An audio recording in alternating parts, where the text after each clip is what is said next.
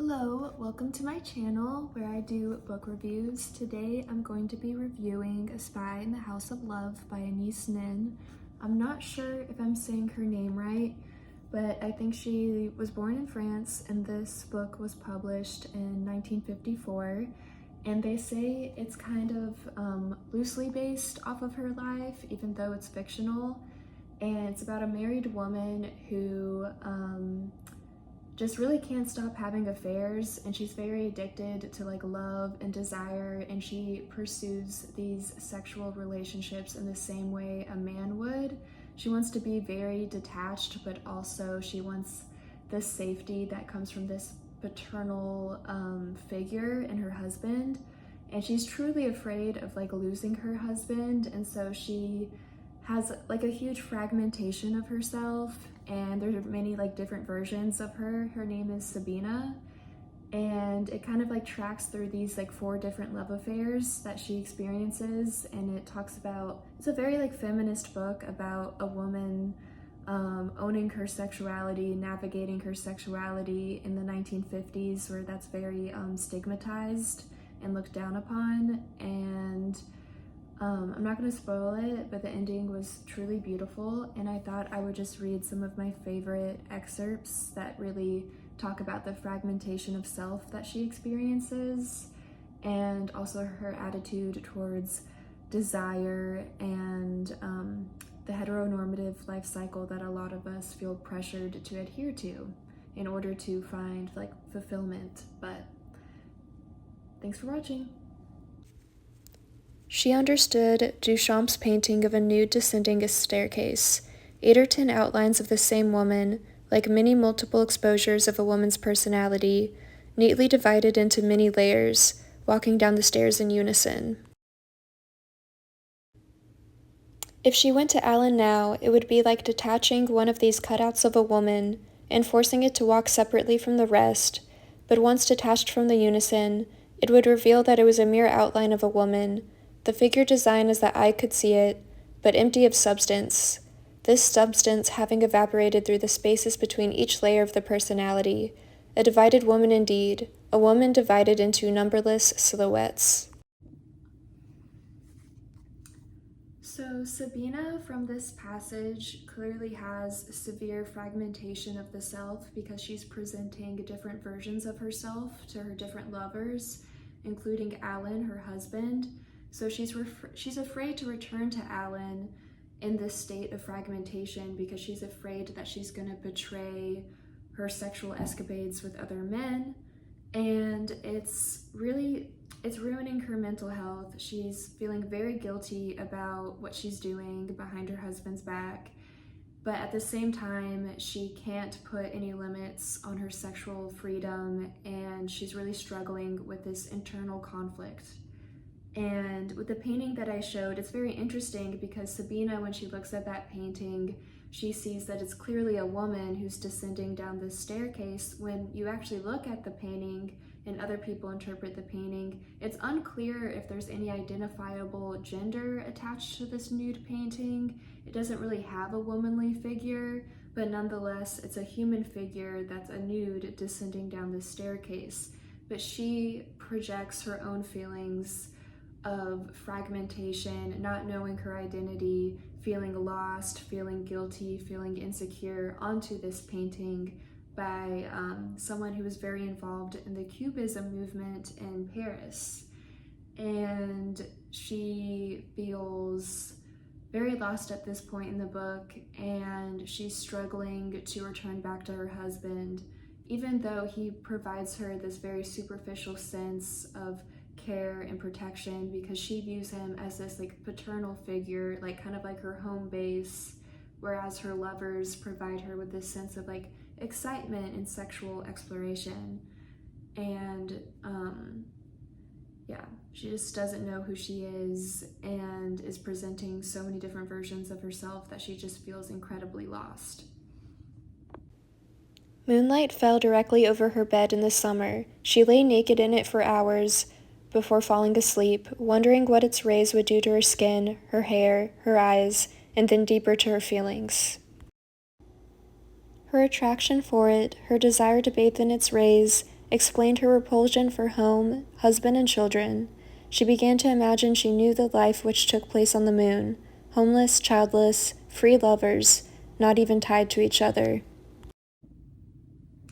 So Sabina is actively rejecting the heteronormative life cycle that's prescribed to the majority of Americans during this time period in the 1950s. She has no interest in having children and having a husband, even though she's currently married. And she views this lifestyle to be incredibly restricting and linear, and she just wants to explore her sexuality, and she wants to explore the depths of her desire with all of her different lovers. However, this does get her into a lot of trouble later down the book as she starts to realize that her fragmentation of self, her loss of identity, has gone to such an extent that she's worried that she's lost the true essence of what it means to be Sabina. And so this is a tragic yet beautiful tale of a young woman trying to own her sexuality during a time period that looks down upon that, and her realizing that this heteronormative life cycle is not for her. So I think a lot of us can relate to Sabina, maybe not to the extent of what she's doing wrong in her life, having multiple affairs in her marriage, but just the pressure that comes along with a heteronormative society, the pressure to get married by a certain age, to have kids by a certain age, to be settled down by a certain age. And certainly in the 1950s, the heteronormative life cycle was paramount, and I'm pretty sure Sabina's character, she gets married when she's 18 or 19, which is incredibly young because in this society currently in the modern present, if you're fortunate enough and privileged enough, you get to go to college at that age, and certainly nobody wants to settle down with their life partner when they're in college. You're still kind of exploring your sexuality and your options when it comes to meeting your future life partner. And Sabina just wants to be this detached, anonymous figure. She wants to approach sexuality in the same cold, callous way that a man would, but at the same time, she's realizing that her compulsion towards hypersexuality is fueled by this need, perhaps, for validation of her femininity, and also this need to have a sense of security with her different lovers because her husband, Alan, is not meeting all of her needs because he cannot fully appreciate the different versions of Sabina that she presents to her different lovers. So she's constantly having to reduce herself into this like one-dimensional character for whoever it is that is currently her lover. For example, one of her lovers is named Donald. He's kind of like a man-child. He basically wants a mommy he can fuck. And he finds that in Sabina because she feels very maternal towards him and very like nurturing towards him, and it kind of alleviates her guilt that she's mothering him in this relationship. But at the same time, when she looks at her reflection in the mirror, she doesn't see herself, she sees the image of her mother, and that kind of frightens her, and she realizes that she's being reduced to this one-dimensional maternal figure for Donald. And with her different interactions with all of these men, including her husband, she has to present this very one-dimensional version of herself instead of just having the liberation to fully be herself. And at the end of this book, I don't want to spoil it, but she does find a solution to this, and unfortunately,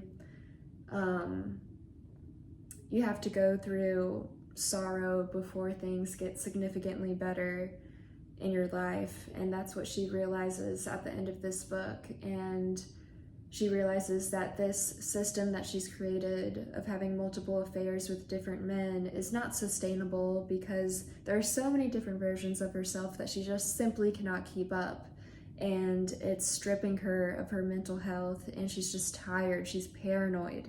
she believes that there's this detective who has a lie detector, and she believes that this person is like following her wherever she goes, but that person really isn't stalking her. It's just her own paranoid mind that's projecting her guilty conscience onto this other man that she believes to be a detective who's planning to arrest her for all of her wrongdoings.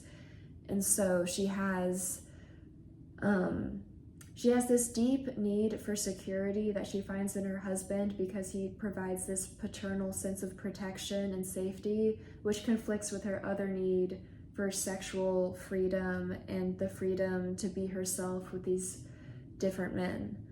And so it's a very interesting book. It was written in 1954 and now it's 2024, and it's interesting to see how our approach to sexuality, what's considered taboo, what's considered acceptable, evolves over time, because presently we have the predominance of hookup culture on college campuses, which some say is unhealthy and some say that it's sexual liberation, and I could do a whole different video on that topic.